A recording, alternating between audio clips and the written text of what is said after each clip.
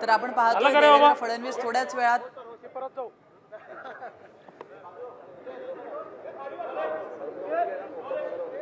प्रसिद्ध तबला वादक पद्मविभूषण उस्ताद जाकीर हुसेन यांचा निधन झाल्याची बातमी ही समजली। खऱ्या अर्थानं तबल्यापासून ताल वेगळा झाल्यानंतर जी पोकळी निर्माण होईल तशाच प्रकारची पोकळी ही त्यांच्या जाण्याने निर्माण झाली आहे। तबला वादनाला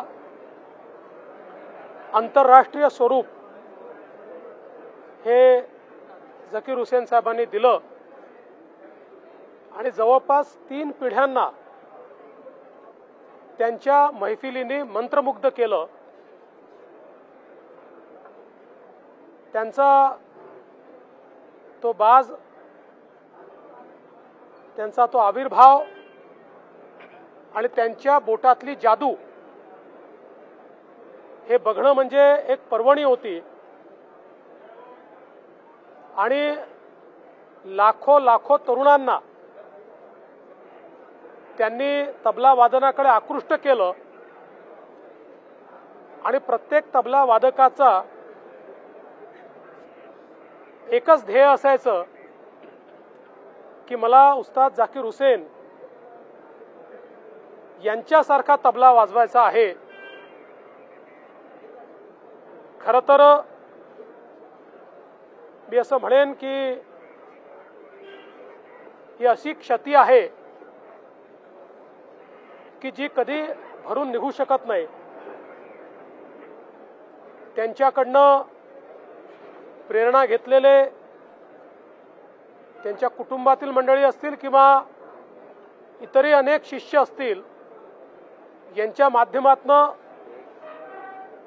त्यांचं तबला वादनाची पद्धती ही चिरकाल जिवंत राहील, पण आता मैफिलीमध्ये ते दिसणार नाहीत ही खंत मात्र प्रत्येक भारतीयाच्या मनात असेल।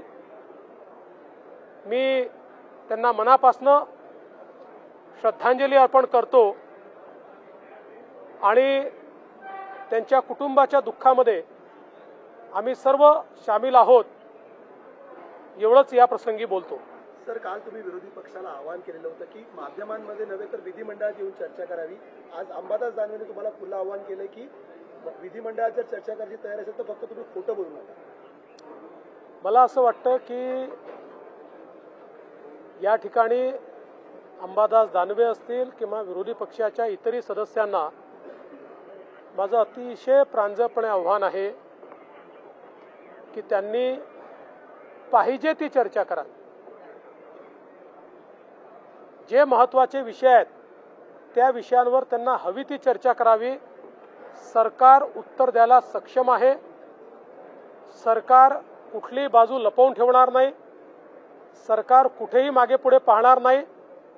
मात्र विरोधकांनी केवळ राजकारण करायचं ठरवलं तर मग राजकीयच उत्तर मिळेल।